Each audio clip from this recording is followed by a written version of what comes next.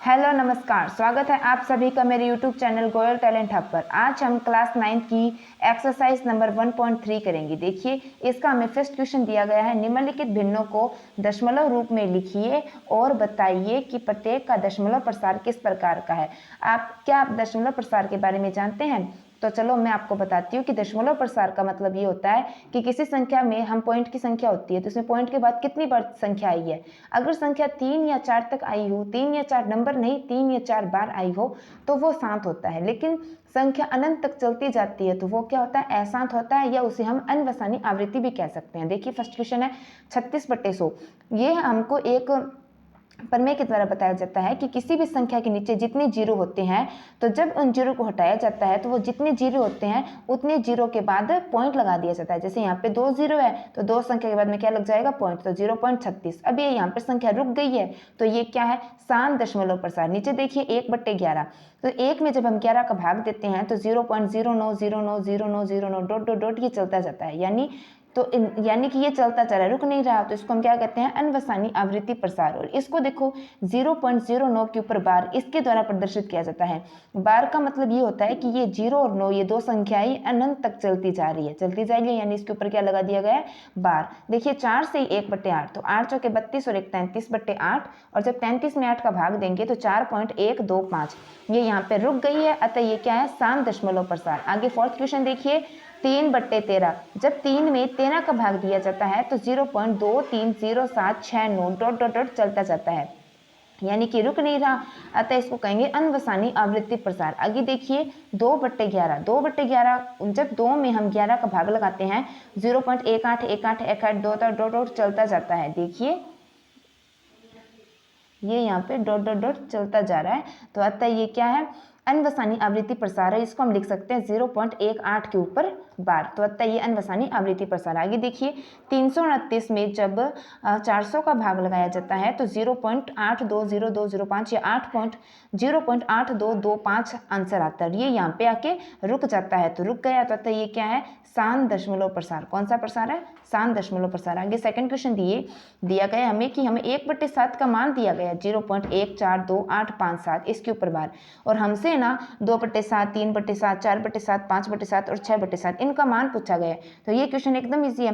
देखो हमसे 2.7 का मान पूछा है तो हम इसको हम 2 गुणा 1/7 लिख सकते हैं, तो 2 गुणा 1/7 का मान क्या है, 0.142857 के ऊपर बार, तो इसको इसके साथ गुणा करेंगे तो मान आ जाएगा 0.285714। अब देखिए 3/7 का मान कैसे निकलेगा, 3 को 1/7 से गुणा कर देंगे, और 1/7 का मान हमें ये दिया गया है, और 3 को जब इसके साथ गुणा करेंगे तो आंसर आएगा 0.428571। आगे हमसे 4/7 का मान पूछा गया है, तो 4 को 1/7 से गुणा कर देंगे, तो 4 गुणा 1/7 का मान दिया गया हमको 0.142857, तो फिर जब हम इसको गुणा करेंगे तो आंसर आएगा 0.571428।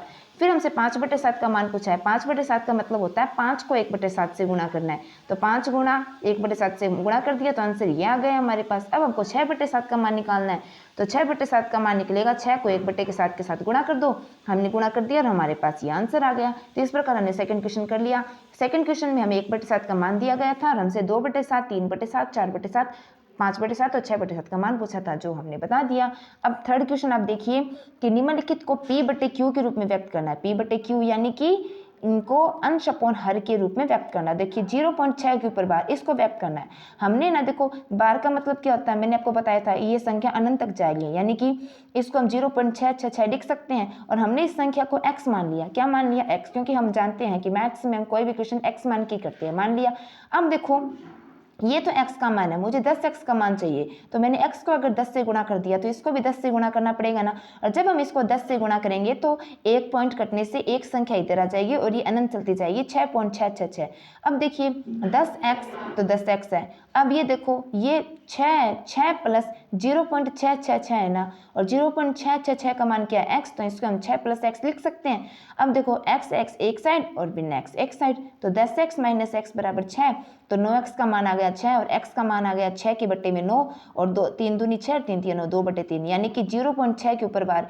इसको हम P/Q में कैसे प्रदर्शित कर सकते हैं, 2/3, यानी 0.6 के ऊपर बार का मान होता है 2/3। आगे देखिए 0.47 के ऊपर बार, तो मानना इसको अब की बार देखो, इसमें हमने 10x इसलिए माना था क्योंकि यहाँ पे एक संख्या थी यानी 1 0 थी यहाँ पे, तो यहाँ पर भी देखो इसको पहले हम 10x मानेंगे, 10x मान लिया तो 0.4747 है। ऊपर देखो हमने x के बराबर माना था, अब की बार इसको हम 10x मानेंगे। क्यों मानेंगे?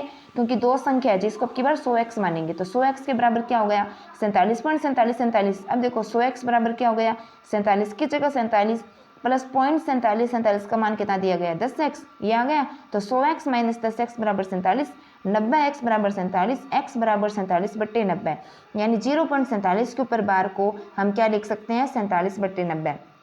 तो इस प्रकार आज हमने एक्सरसाइज नंबर 1.3 के first, second and third question किए। मेरे हिसाब से शायद थर्ड क्वेश्चन के 1-2 पार्ट और है जो आगे आने वाली वीडियो में करेंगे। आपको हमारी वीडियो कैसे लगी कमेंट करके ज़रूर बताएं। वीडियो को ज़्यादा से ज़्यादा लाइक, शेयर एंड सब्सक्राइब करें और हमारे चैनल को ज़्यादा से ज़्यादा सपोर्ट करें। Thank you.